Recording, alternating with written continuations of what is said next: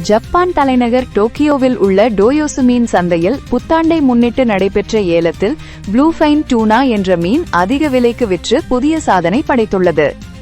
Tokyo மீன் சந்தையில் ஓமா கடற்பகுதியில் பிடிக்கப்பட்ட 243 கிலோ எடை கொண்ட ப்ளூஃபைன் டூனா மீன் ஏலத்தில் விற்பனைக்கு வந்தது.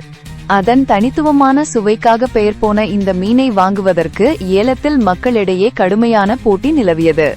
இந்த ஏலத்தின் முடிவில் அந்த மீன் 510.3 மில்லியன் யென் என்ற விலைக்கு ஏலம் போனது.